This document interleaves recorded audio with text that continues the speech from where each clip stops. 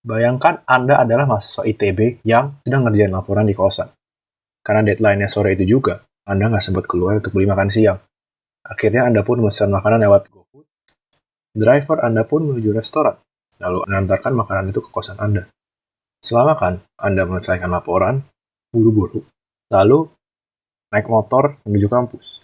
Untungnya Anda mengumpulkan waktunya dengan tepat waktu, jadi bisa tidur nyenyak malam itu. Seperti driver GoFood yang mengantarkan makanan ke kosan Anda, dalam sel pun ada juga yang bertugas untuk mengantarkan makanan ke tempat-tempat di dalam sel. Namanya adalah sistem transport vesicle. Sistem transport vesicle ini berguna untuk komunikasi kompartemen interseluler agar fungsi sel dapat berjalan dengan baik. Fungsi ini umum ditemukan pada sel eukariot. Tetapi, untuk sel prokariot itu bagaimana? Setelah kami mencari dari berbagai jurnal ilmiah, kami menemukan pada tahun 2001 ditulis oleh Westphal dan kawan-kawan. Jurnal ilmiah ini membahas mengenai penelitian tentang kloroplas yang konon memiliki asal-usul dari sel prokariot yang berendosimbiosis dengan sel eukariot menjadi sel tumbuhan. Hasil penelitian ini memberikan jawaban dalam aspek biologi sel dan juga memberikan wawasan dan membangkitkan beberapa pertanyaan mengenai kaitan evolusi antara prokariot dengan eukariot seperti kita. Saya Flavio Lemuel, NIM 132160003, dan teman-teman saya ada Feren Rukmansa, NIM 106180006, Gabriel Shea, NIM 1321680, dan Sarah Azahra, NIM 1321699, yang mewakili kelompok 4 akan mempresentasikan tentang penelitian dari sebuah artikel jurnal yang berjudul A Vesicle Transport System Inside Chloroplasts oleh Westphal et al. Yang dipublikasikan pada tahun 2001.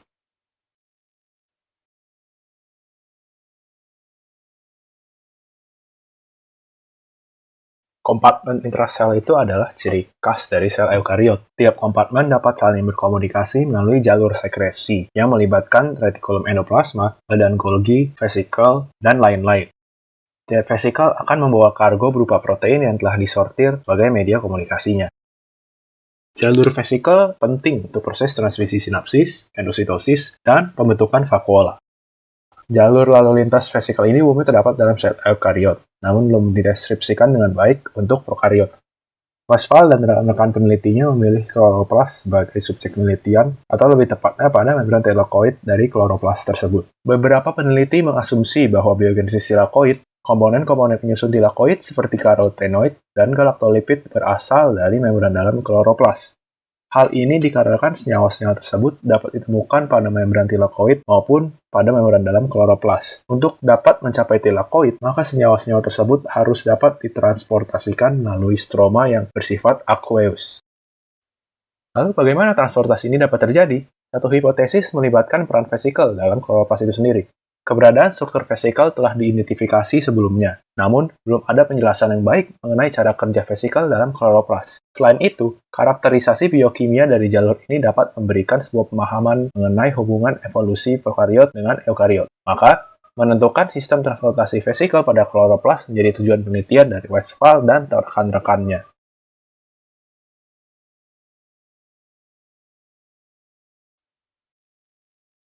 Pertama-tama, kloroplas harus dipisahkan dari sel tumbuhan. Protokol isolasi kloroplas ini dilakukan sesuai dengan yang dideskripsikan oleh Weigemann dan Soil.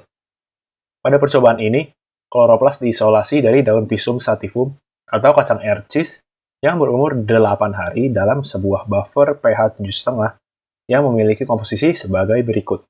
Lalu digunakan beberapa inhibitor untuk percobaan ini sebagai berikut.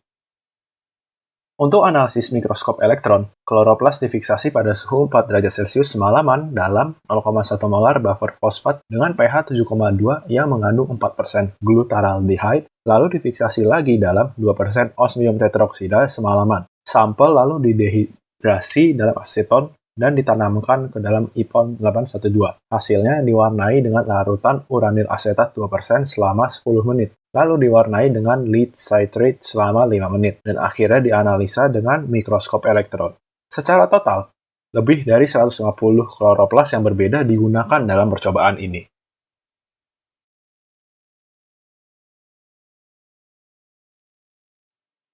Terdapat 3 eksperimen berbeda yang telah dilakukan.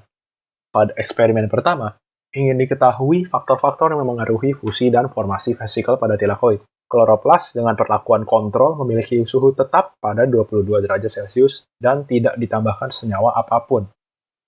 Kemudian saat ditambahkan sebuah inhibitor bernama microcystin LR, terjadi akumulasi vesikel pada ruang antar membran dalam dengan tilakoid. Microcystin LR adalah sebuah toksin yang dihasilkan oleh cyanobacteria. Toksin ini mengganggu fusi membran pada pembentukan vakuola ragi dengan cara menginhibisi protein fosfatase 1. Hal ini menjadi petunjuk bagi mekanisme fusi vesikel yang akan kami bahas nanti.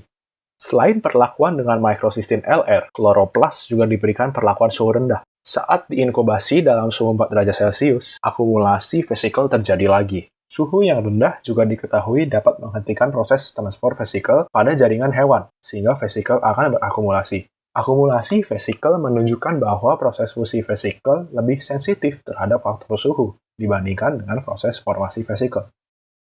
Jadi, dapat disimpulkan bahwa formasi vesikel pada kloroplas adalah sebuah proses yang berkelanjutan dan tidak dipengaruhi oleh faktor suhu. Sementara proses fusi vesikel dihambat oleh inhibitor protein fosfatase seperti microcystin LR dan juga dihambat oleh suhu rendah. Untuk membuktikan bahwa struktur yang diamati adalah vesikel dan bukan perpanjangan membran dalam, dilakukan sayatan tipis secara serangkaian pada kloroplas. Dapat dilihat bahwa struktur vesikel tidak kontinu pada serangkaian sayatan tersebut, sehingga dapat dibuktikan bahwa struktur tersebut memang adalah vesikel dan bukan ekstensi dari membran dalam. Berdasarkan pengukuran, lebar dan ketebalan struktur tersebut sebesar 30-70 nanometer, sehingga memberikannya sebuah bentuk globular, bentuk yang sesuai dengan bentuk vesikel pada umumnya. Vesikel-vesikel banyak ditemukan pada stroma di antara membran dalam kloroplas dengan membran tilakoid, dan ada pula yang menempel dengan membran dalam, sehingga mengindikasikan yang terjadi proses fusi dan fisi dari vesikel. Dalam eksperimen kedua, ingin diketahui protein yang terlibat dalam formasi vesikel pada tilakoid. Oleh karena itu, kloroplas diberikan berbagai jenis inhibitor untuk menentukan protein yang terlibat dalam mekanisme formasi dan fusi vesikel. Kelompok kontrol kloroplas tanpa penambahan inhibitor dan kelompok perlakuan kloroplas dengan penambahan inhibitor, keduanya diinkubasi dalam suhu 4 derajat Celcius selama 20 menit. Hasilnya terjadi penurunan rata-rata jumlah vesikel pada kelompok perlakuan dibandingkan dengan kelompok kontrol. Penurunan ini pun cukup drastis karena hampir tidak terbentuk akumulasi vesikel sama sekali. Hal ini menunjukkan terjadinya inhibisi formasi vesikel. Inhibitor yang menyebabkan reduksi vesikel ini adalah OGTP, GTP gamma S, dan GMP-PNP. Ketiganya merupakan analog nukleosida yang non-hydrolysable. ALF4-min juga turut menunjukkan inhibisi yang bahkan lebih kuat. Sementara inhibitor lain seperti OATP, oviobolin A, dan microcystin tidak menyebabkan inhibisi formasi vesikel sama sekali. Hasil ini mengindikasikan bahwa molekul efektor tertentu saja yang memengaruhi proses pembentukan vesikel. Dalam eksperimen ketiga, ingin diketahui protein yang terlibat dalam fusi vesikel pada tilakoid. Kloroplas diisolasi dan diinkubasi pada suhu 4 derajat Celcius. Setelah inkubasi selama 5 menit, vesikel mulai berakumulasi, lalu mencapai jumlah akumulasi maksimum saat waktu inkubasi sampai di 20 menit. Kelompok perlakuan diberikan inhibitor dan diinkubasi lagi selama 10 menit dalam suhu yang sama. Sementara kelompok kontrol tanpa inhibitor dipindahkan ke suhu ruang. Dalam 10 menit, akumulasi vesikel pada kelompok kontrol diamati telah menghilang seluruhnya. Hal ini menunjukkan bahwa akumulasi vesikel merupakan kejadian yang reversible, karena fusi vesikel tidak lagi diinhibisi saat tidak lagi berada dalam suhu rendah. Sementara pada kelompok perlakuan dengan inhibitor, terjadi peningkatan jumlah vesikel melebihi jumlah maksimum yang tercapai sebelumnya. Hal ini menunjukkan bahwa inhibitor yang diberikan telah menginhibisi fusi vesikel, sehingga lebih banyak vesikel yang inhibisi yang paling signifikan diamati saat ditambahkan microcystin LR dan oviobolin A. W7 dan caliculain juga memberikan efek inhibisi, namun lebih sedikit dibandingkan kedua inhibitor sebelumnya. Sementara semua inhibitor lainnya tidak memberikan efek inhibisi sama sekali terhadap fusi vesikel. Hal ini menunjukkan bahwa fusi vesikel dipengaruhi oleh senyawa-senyawa tertentu saja yang pada umumnya memiliki berat molekul yang lebih rendah. Dari ketiga eksperimen yang telah dilakukan, dapat ditarik sebuah kesimpulan bahwa mekanisme fusi dan formasi vesikal pada kloroplas melibatkan perantara protein. Lantas, apa protein tersebut? Dan mekanisme seperti apa yang dapat diusulkan? Sulit untuk memahami mekanisme pembentukan membran tilakoid dengan mendetail. Bahan pembentukan membran tilakoid dipercayai berasal dari membran dalam kloroplas. Pada plastit yang belum berdiferensiasi, telah diamati suatu struktur kontinu yang menghubungkan membran dalam kloroplas dengan membran internal. Pada kloroplas dewasa, struktur tersebut hilang, dan tilakoid membentuk sistem membran internal yang terpisah dari membran ganda kloroplas. Hal inilah yang memunculkan spekulasi bahwa tilakoid terbentuk oleh vesikal membran yang berasal dari membran dalam kloroplas. Berdasarkan hasil percobaan, dapat dibuktikan bahwa memang terdapat sebuah sistem transport vesikal dalam kloroplas yang diperantarai oleh protein. Bahkan, dugaan protein-protein yang terlibat ini menunjukkan bahwa sistem transport vesikal pada kloroplas sangat mirip dengan sistem transport vesikal pada eukariot. Dari data pengamatan yang telah dikumpulkan, kami mengetahui bahwa formasi vesikal diinhibisi oleh OGTP. Hal ini menunjukkan bahwa formasi vesikal kemungkinan besar diatur oleh sebuah GTPase. Sebuah GTPase bernama dinamin berperan dalam pembentukan vesikal pada sel eukariot, dan ditemukan pula protein mirip dinamin pada genom Arabidopsis thaliana, seperti ADL2 yang dilokalisasi di dalam kloroplas. Sehingga dinamin kemungkinan adalah GTPase yang terlibat pada sistem transport vesikal pada kloroplas. Selain itu, diketahui bahwa fusi vesikal dapat diinhibisi oleh mikrosistin LR. Seperti yang disebutkan sebelumnya, mikrosistin LR merupakan inhibitor terhadap protein fosfatase, lebih tepatnya fosfatase 1 dan 2A. Kalikulin dan kantaridin, dua inhibitor protein fosfatase lainnya, juga menunjukkan efek inhibisi terhadap fusi vesikal. Pada ragi diamati bahwa protein fosfatase 1 terlibat dalam pembentukan vakuola, lebih tepatnya pada langkah terakhir fusi lipid bilayer, dan proses ini juga dapat diinhibisi oleh mikrosistin LR. Hal ini menunjukkan bahwa protein fosfatase kemungkinan terlibat dalam proses transport vesikal. Namun, pada percobaan, mastoparan yang juga merupakan inhibitor protein fosfatase 1 tidak menunjukkan inhibisi fusi vesikal sama sekali. Penulis mengasumsikan bahwa kemungkinan fusi vesikal pada kloroplas tidak sensitif terhadap senyawa ini. Selain itu, fusi vesikal juga dapat diinhibisi oleh opiobolin A dan W7, yang keduanya merupakan inhibitor terhadap kalmodulin, sebuah protein yang meregulasi konsentrasi Ca2+ dalam sel eukariot. Kalmodulin dan Ca2+ terlibat dalam langkah pembentukan fusi membran homotipik atau homotipik membran fusion. Dalam genom Arabidopsis thaliana juga dapat ditemukan beberapa isoform kalmodulin. Jadi, apabila dirangkumkan, fusi vesikal dalam kloroplas kemungkinan besar berupa fusi membran homotipik yang melibatkan suatu kompleks protein fosfatase kalmodulin seperti yang ada pada ragi. Data percobaan yang dikumpulkan tidak menunjukkan adanya langkah-langkah antara formasi vesikal dengan fusi vesikal. Tidak seperti sitosol yang berkontak dengan membran berbagai organel, seroma kloroplas terekspos pada dua membran saja, membran dalam dan membran tilakoid. Hal ini kemungkinan menjelaskan sistem transport vesikal dalam kloroplas yang lebih sederhana daripada yang ada pada sitosol. Lalu, apa fungsi dari sistem transport vesikal ini? Westphal dan rekan-rekannya mengusulkan bahwa vesikal dalam kloroplas tidak membawa kargo protein seperti pada sitosol. Namun, vesikal itu tersendiri menjadi kargo yang dilepaskan oleh membran dalam untuk membentuk membran tilakoid. Pernyataan ini juga didukung oleh pengamatan akumulasi vesikal pada tumbuhan mutan dengan perkembangan tilakoid yang tidak sempurna.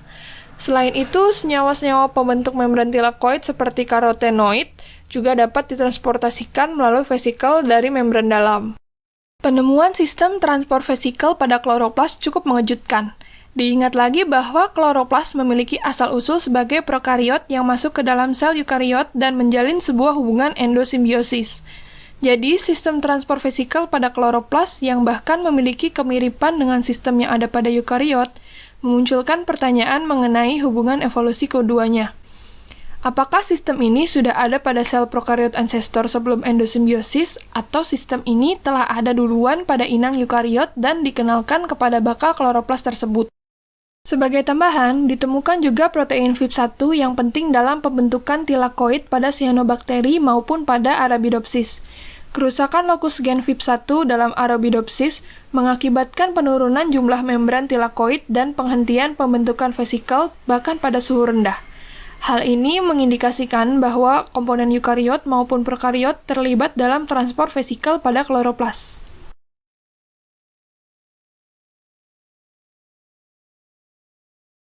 Jadi, kita telah mengetahui bahwa memang ada sebuah sistem transport vesikel pada kloroplas, dengan protein-protein perantara yang terlibat dalam mekanisme fusi dan formasi vesikel. Data dan pembahasan mengusulkan dinamin sebagai GTPase yang mengatur formasi vesikel, sedangkan suatu kompleks protein fosfatase kalmodulin terlibat dalam fusi vesikel yang kemudian berupa fusi membran homotipik. Selain itu, diamati bahwa formasi vesikel berkelanjutan, bahkan pada kloroplas dewasa, dan hanya fusi vesikel yang dipengaruhi oleh faktor suhu. Namun, diperlukan penelitian lebih lanjut mengenai mekanisme sistem transport vesikel dalam kloroplas secara mendetail. Diperlukan juga penelitian dan pembacaan literatur lebih lanjut untuk menganalisa aspek evolusi yang dapat dikaji dari penemuan ini. Saat membaca artikel, kami menemukan beberapa hal yang membingungkan. Penulis mengukur ketebalan vesikel sebesar 30-70 nanometer melalui serangkaian sayatan kloroplas yang sangat tipis. Namun, kami mempertanyakan sumbu arah manakah yang menunjukkan ketebalan dan lebar vesikel. Oleh karena itu, saran kami adalah untuk mencantum sumbu arah penyayatan kloroplas pada tiap gambar agar pembaca dapat lebih mudah memvisualisasikan pengukuran dimensi geometris vesikel. Penulis menjelaskan bahwa berdasarkan percobaan, inhibitor fusi vesikel pada umumnya memiliki ciri berat molekul yang rendah, namun tidak menjelaskan bagaimana berat molekul inhibitor berhubungan dengan proses fusi vesikel. Oleh karena itu, dibutuhkan pendalaman literatur yang terkait pertanyaan tersebut. Kemudian, penulis menjelaskan mastoparan sebagai inhibitor protein fosfatase 1. Namun, kami menemukan bahwa ia bukan inhibitor protein fosfatase, namun sebuah aktivator untuk protein G. Mastoparan juga memiliki fungsi-fungsi lain, namun bukan sebagai inhibitor protein fosfatase. Jadi, tentu saja tidak terjadi inhibisi fusi maupun formasi vesikel pada percobaan. Mengingat bahwa publikasi artikel ini dikeluarkan pada tahun 2001, maka tentu telah muncul penelitian-penelitian terbaru mengenai sistem transport vesikel dalam beberapa tahun terakhir.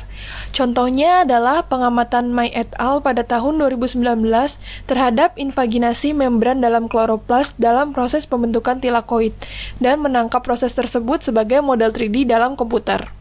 Hanya dari satu sistem transportasi sederhana dalam sebuah organel, ditemukan berbagai molekul yang terlibat sebagai regulator ataupun memiliki langkah penting dalam jalur fusi dan formasi vesikel. Dapat dibilang, protein-protein yang terlibat dalam sistem transport vesikel dianalogikan dengan lampu lalu lintas dan petunjuk jalan bagi seorang GoFood driver yang mengantarkan kargo makanan ke kosan Anda.